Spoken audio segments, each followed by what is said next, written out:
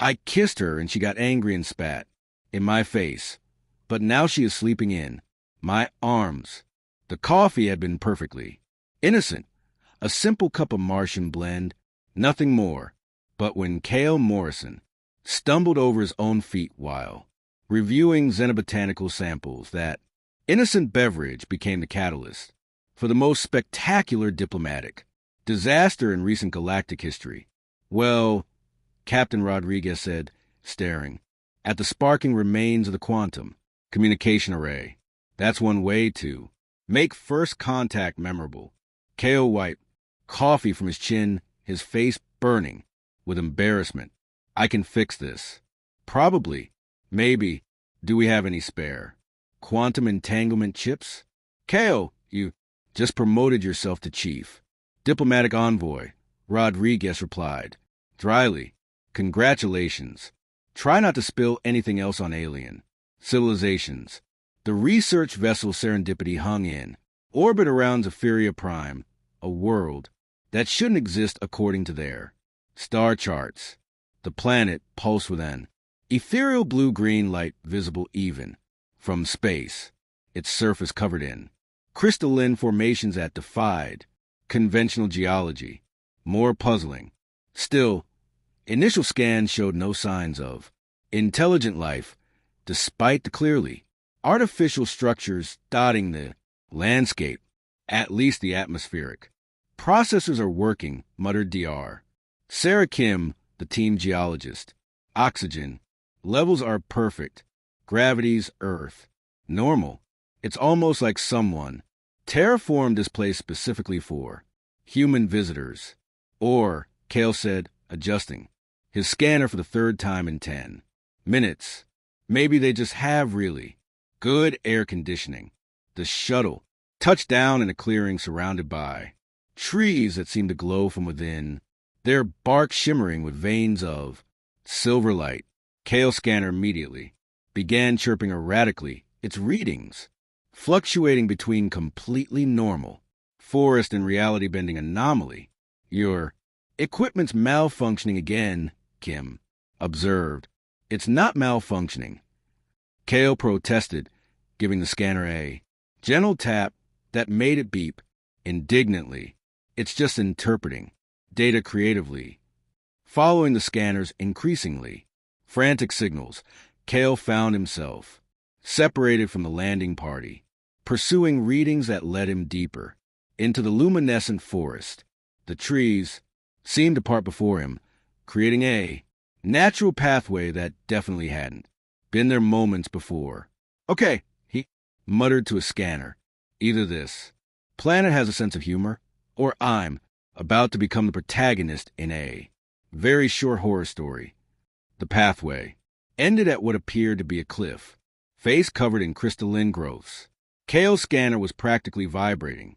Now, its display showing energy readings. That shouldn't be possible. As he approached, the crystals began to resonate, their harmonics creating a melody that sounded almost like a doorbell. Cale raised an eyebrow. Really? The cliff face shimmered and dissolved, revealing an entrance to a vast underground chamber. Bioluminescent patterns spiraled across the walls, pulsing in rhythm with his heartbeat. A detail that should have been concerning. But Cale was too fascinated to worry about minor things like potential mind control. The chamber opened into a temple that defied architectural logic. Gravity seemed negotiable here. Streams of water flowed upward along the walls, while floating platforms drifted serenely through the air. At the center of it all stood a dais surrounded by crystalline spires, and upon that dais, she was beautiful in a way that made Cale's breath catch her features, elegant and otherworldly. Her skin held a faint luminescence, and her ears gracefully pointed like something from ancient Earth mythology, twitched slightly as if sensing his presence. She appeared to be sleeping, suspended in a column of soft blue light. Well, Cale whispered to himself, this is either a really elaborate museum exhibit, or I Just found Sleeping Beauty's alien. Cousin. As if responding to his voice. The woman's eyes snapped open. They were the color of deep space, flecked with silver stars and currently filled with what could only be described as righteous fury. She spoke in a language that sounded like music played on crystal chimes, her voice carrying harmonics that made the temple walls resonate. Kale's universal translator, still coffee stained from his earlier mishap, began its interpretation with characteristic enthusiasm. Intruder, you dare disturb the sacred rest of BZE. Delicious pancake recipe with syrup? Kale blinked. I'm sorry, what? The woman stepped down from her D's with fluid grace, her movements causing the floating platforms to rearrange themselves into what looked suspiciously like an arena. She gestured imperiously, and two crystalline staffs materialized in the air between them, crackling with plasma energy. Face me in. Ritual combat, trespasser, and prove your BZZT lovely Sunday brunch. Intentions. Okay, Kale said slowly. I think there might be a slight translation error here. The woman's eyes narrowed dangerously. She spoke again, more forcefully this time, and Kale's translator struggled valiantly with the input by the ancient protocols. I challenge you to honorable battle that you might earn the right to. BZZ, marry my sister's potato salad. Kale stared at the plasma staffs, then at the increasingly impatient woman, then at his malfunctioning translator. In the grand tradition of human diplomacy, he chose the most logical response available. Yes, he said. Hopefully, the woman's expression shifted from fury to confusion to something that might have been amusement. She tilted her head, her pointed ears catching the temples. Ethereal light, and for the first time since awakening, she smiled.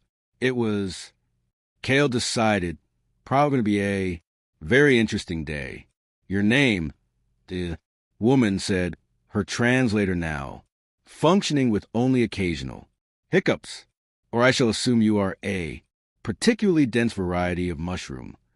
Kale Morrison, he replied, then added, helpfully, definitely not a mushroom, though I've been compared to various fungi during performance reviews.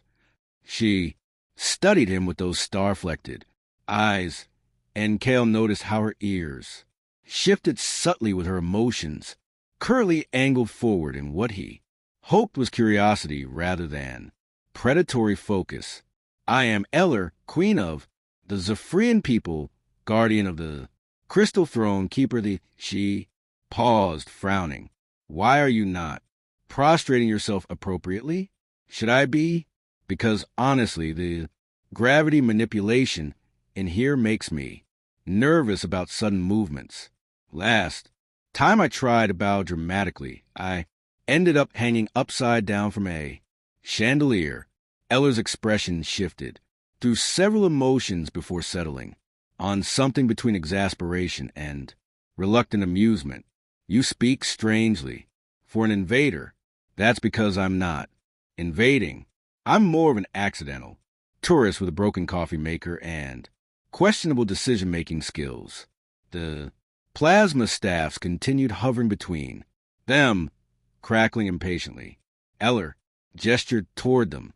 Nevertheless, protocol demands trial by combat. Choose your weapon. Kale eyed the deadly. Implements dubiously. Is strongly worded. Letter an option? You just in the face of ancient tradition. I just in the face of most things. It's a coping mechanism.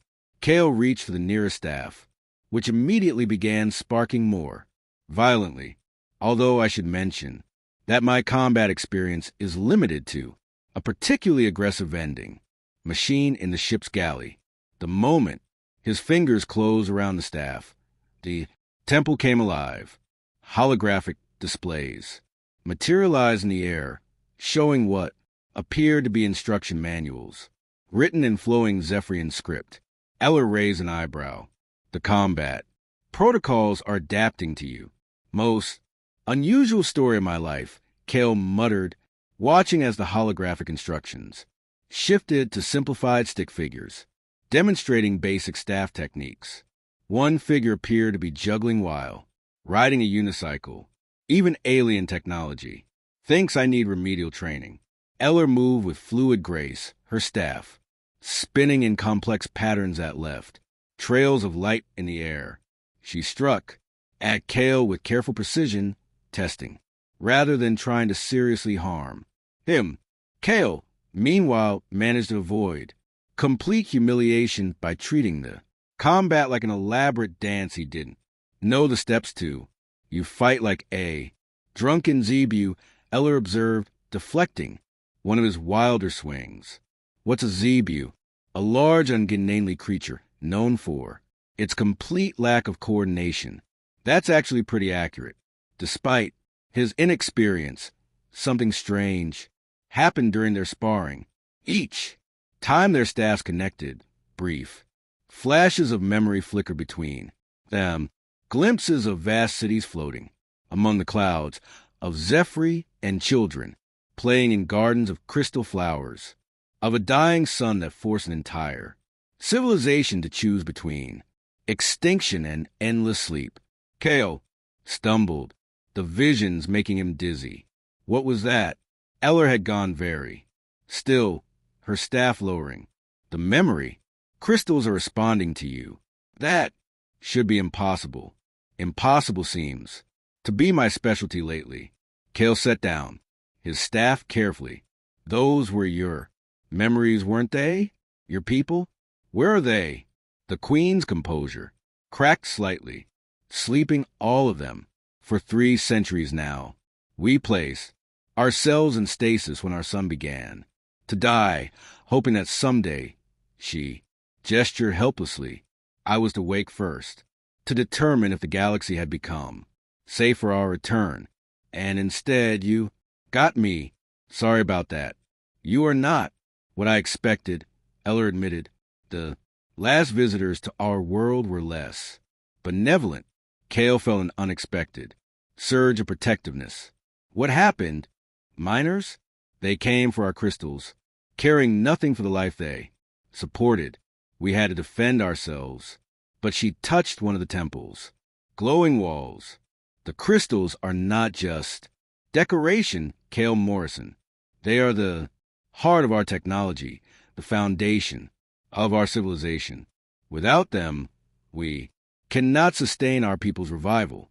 But you're awake now. That's something, right? Eller's smile was tinged with sadness. I wake periodically to assess conditions. Each time I hope to find the galaxy change more peaceful. Each time I am disappointed.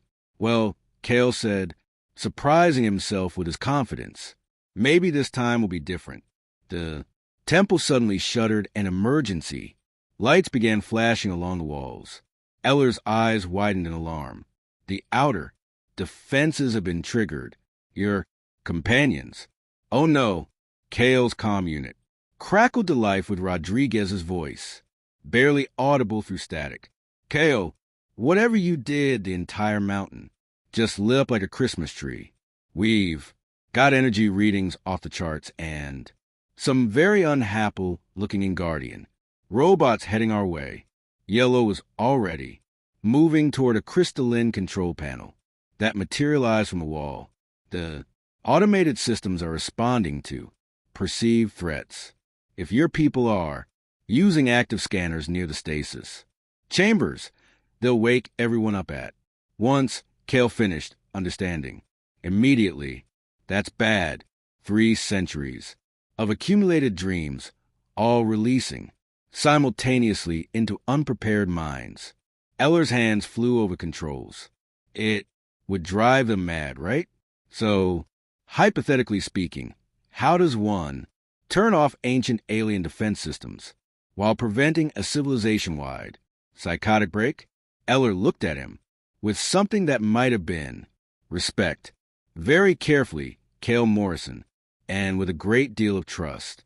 She extended her hand toward him, and Kale could see the uncertainty in her starlit eyes. Taking her hand would mean accepting responsibility, not just for his crew, but for an entire sleeping species. He didn't hesitate.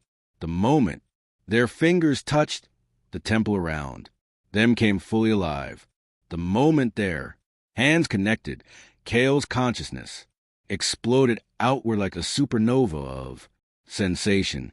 Through Eller's neural link, he could feel the entire mountains, defense grid, thousands of crystalline nodes humming with protective fury, guardian constructs emerging from hidden loves, and beneath it all the gentle breathing of 3 billion sleeping Zephyrians. This is either the most advanced virtual reality system ever created, Kale gasped, or I just became part of a very exclusive hive mind. Focus, Eller commanded, though her voice carried directly into his thoughts. Now, the defense protocols are escalating. Your people have approximately 4 minutes before the mountain seals itself permanently through their shared connection. Kale could see his crew, mates through the temple sensor network.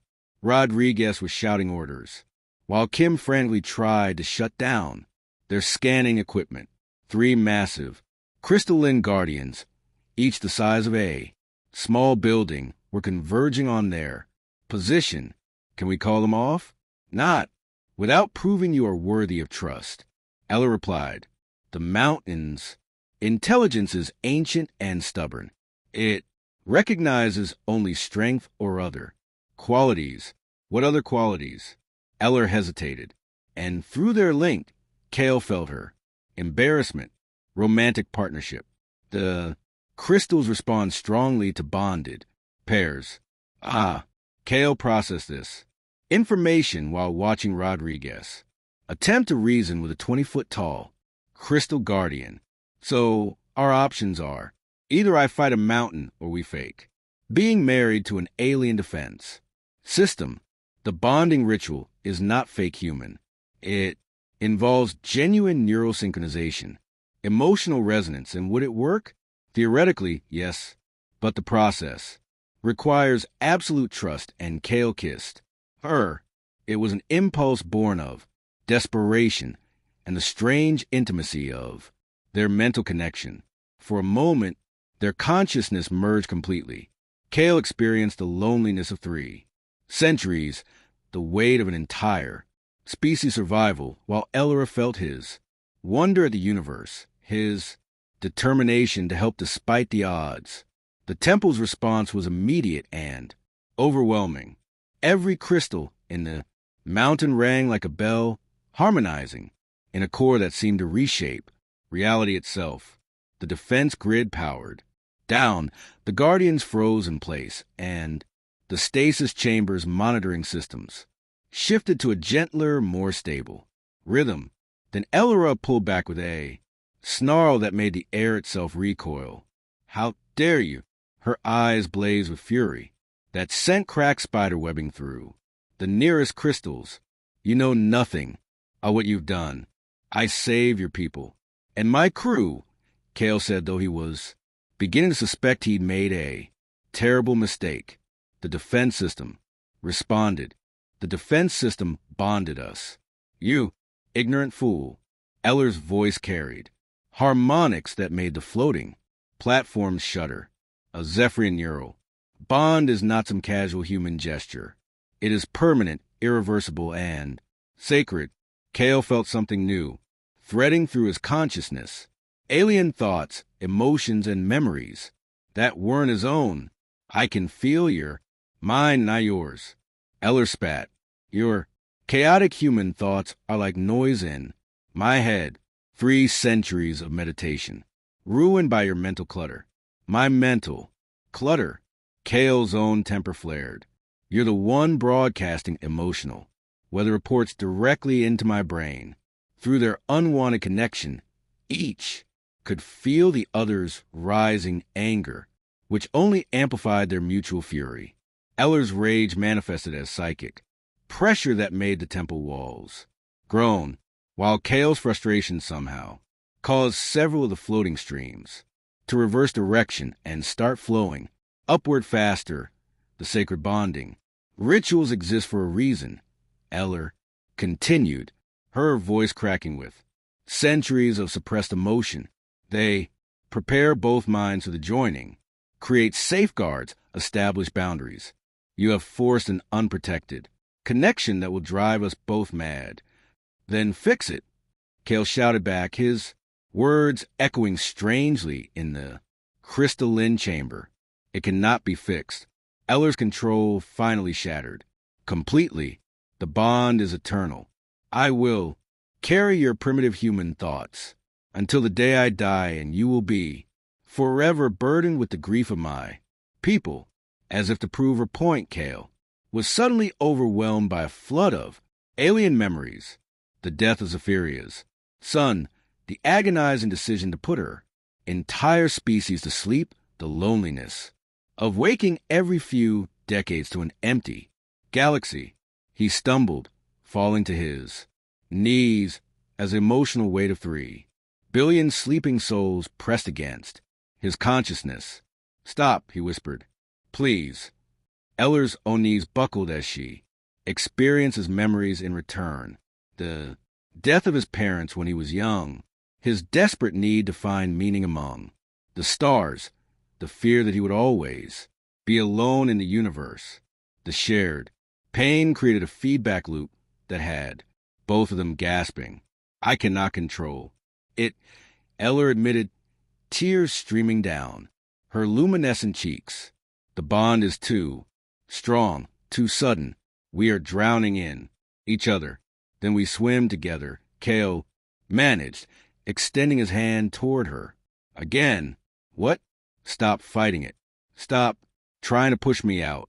Despite the chaos in his head, Kale managed a weak smile. My crewmates always said I was terrible at boundaries. Anyway, Eller stared at his outstretched hand, and through their connection, he felt her wearing impulses, the trained instinct to maintain royal composure, the desperate need for contact after centuries of isolation, and underneath it all, a growing recognition that perhaps this clumsy human understood loneliness in ways her own people never could. You are insane, she whispered. Probably, but I'm also right here, and I'm not going anywhere. The psychic storm around them was intensifying, causing hairline fractures to appear in the temples, crystal walls. Outside, Kale could sense his crew taking shelter as reality itself seemed to bend under the pressure of their uncontrolled mental link. If we do not find equilibrium soon, Eller said, the feedback will destroy both our minds. Then stop fighting me and start trusting me. She looked into his eyes, and for the first time since awakening, Queen Eller of the Zephyrian, people made a choice based not on protocol or duty, but on pure faith. She took his hand. The world exploded into light and then mercifully into darkness. The dreamscape they shared defied every law of physics Kale had ever studied. They stood in a recreation of ancient Zahiria, where crystal spires reached toward twin suns, and the air itself sang with harmonious energy. But this wasn't Ella's memory. It was something new, built from both their consciousnesses working together. Well, Kale said, watching a flock of translucent birds spiral past them in impossible geometries. This is either the most elaborate shared hallucination in galactic history, or we've accidentally invented a new form of reality. The neural bond has stabilized, replied, though she sounded surprised. We are experiencing a merged dream state, something that should only be possible after years of preparation. Maybe I'm a natural at this whole psychic bonding thing. Or maybe your people's technology is just really good at emergency repairs. They walked through the dream city together, and Kale could feel Eller's memories becoming accessible without the overwhelming flood of emotion that had nearly destroyed them both. In return, she Experiences pass with gentle curiosity rather than invasive chaos. You were alone for so long, she said, softly, watching a memory fragment of young Kale reading about space, exploration in a library. Not as alone as you, Kale replied, observing the weight of responsibility that had pressed on her shoulders since childhood. At least I had hoped that somewhere out there people were living and laughing and making terrible coffee. Eller's laugh was like crystal chimes in a gentle breeze. Your coffee truly was terrible. I experienced that memory quite vividly. Hey, it got the job done. Well, except for the whole destroying, the communication array part. As they moved deeper into the dreamscape, they encountered the sleeping minds of Eller's people, not as individuals, but as a vast, gentle presence that welcomed them both. Through the bond, Kale could sense their dreams, hopes for a new world, fears about awakening to an unknown galaxy, and above all, trust in their queen to guide them safely into whatever future awaited. They're not angry about the early wake-up call, Kale observed. I was worried about that. The stasis systems compensated once the bond stabilized our neural patterns. They experience it as a gradual natural awakening rather than a shock. Eller paused beside a fountain that flowed with liquid starlight. They are curious about you, curious how they have never encountered a bonded human consciousness before. To them, your mind feels like she searched for the right comparison, like a song played in a new key, familiar melody but with unexpected harmonies. I hope that's a good thing, given that several million of them are composing poetry about it. Yes, I believe it is positive. The dream began to shift around them, showing possible futures.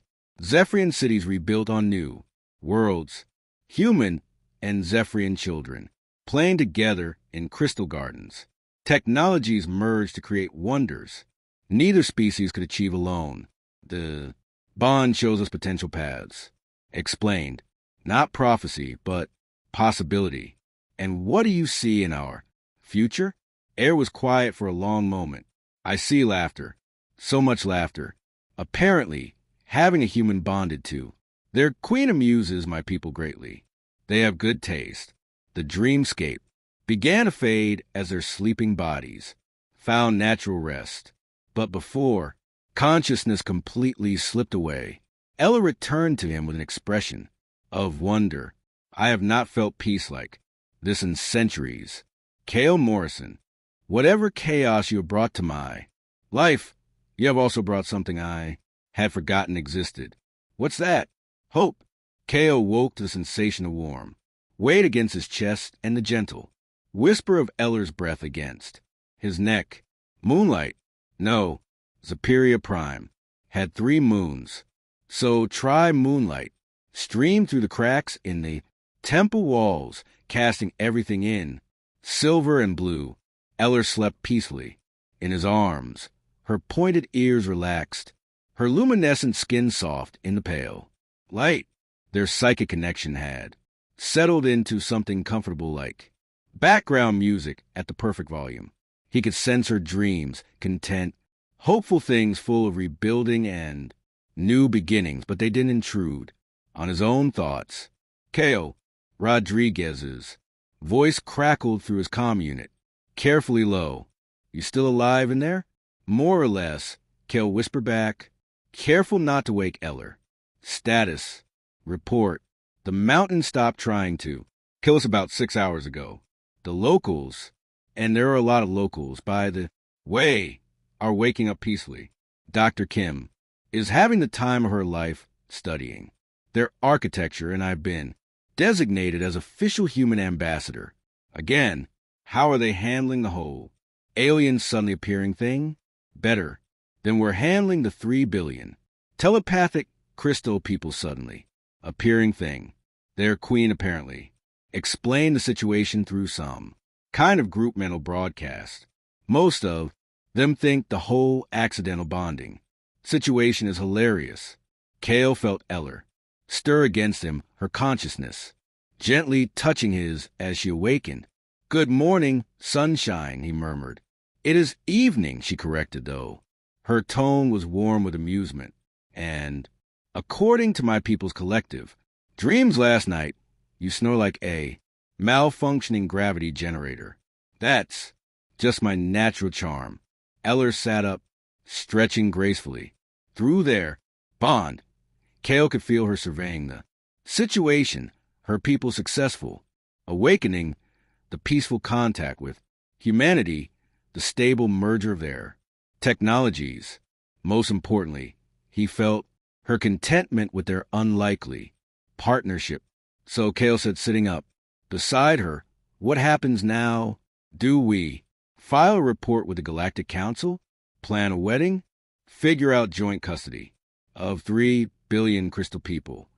"Now," Eller said, standing and offering him her hand, "we begin the most interesting diplomatic mission in galactic history, with you as queen and me as your accidentally bonded human ambassador, with me as queen and you as my partner in all things." Kale took her hand, feeling the warm certainty of their connection. "I can work with that, though I should warn you, I still make terrible coffee." Then it is fortunate that Zahirians prefer tea. As they walked toward the temple's exit together, Kale reflected on the strange turns his life had taken. A week ago, he'd been a bumbling xenobiologist whose greatest achievement was not getting eaten by alien plant life.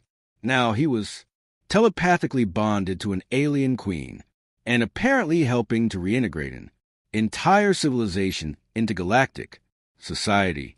"Any regrets?" Eller asked, clearly sensing his thoughts. "About accidentally proposing to you via coffee. Spill and translation error. About nearly starting an interstellar incident. About becoming permanently linked to the most beautiful, powerful, and occasionally terrifying woman in the galaxy." Kale grinned. "Not even one." Eller's laughter echoed through the crystal halls, and through their bond, Kale felt her people's joy resonating in response. Somewhere above them, the serendipity waited to carry news of this first contact across the stars. It was, he decided, going to be a very interesting rest of his life. The end.